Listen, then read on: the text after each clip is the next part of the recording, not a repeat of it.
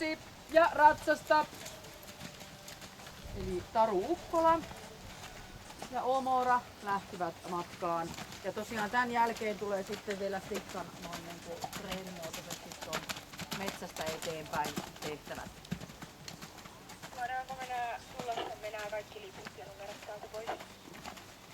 Liput ja numerot voi jättää suoraan tuohon siihen raviradan etukaarteessa olevaan, eli siinä veden luona olevaan varastoon. Ja sitten tulokset paperina mulle. Oh. Yes. Kun on tullut panketin niin, ja tonni, voi ruveta laittamaan.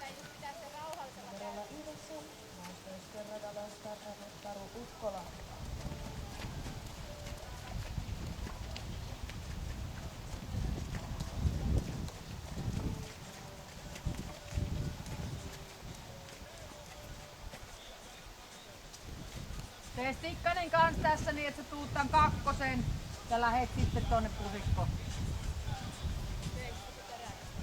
No, tässä odotellaan, että se on minuutti sen jälkeen, kun se on lähtenyt tuonne.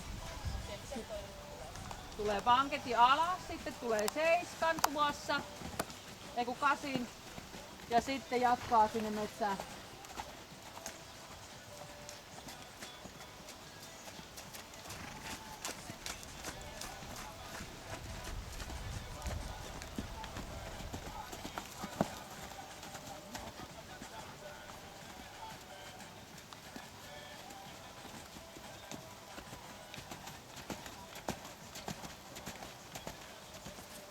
Moro Marianna. Joo, lähdetään ne taas.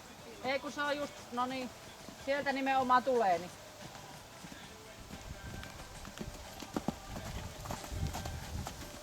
Käännä siitä vasemmasta oikeasta kierroksesta. Oisit kääntänyt oikeasta kierroksesta, niin älä jahtaa sitä pituutta siihen esteelle. Säilytä sama rytmi ja sama tuntuma, älä lähde syömään.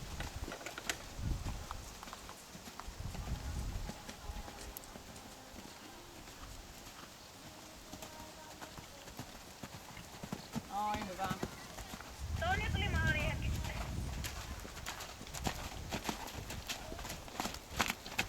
Siis jatketaanko? Joo. 2 kiertoa vasta, 3. hylätään.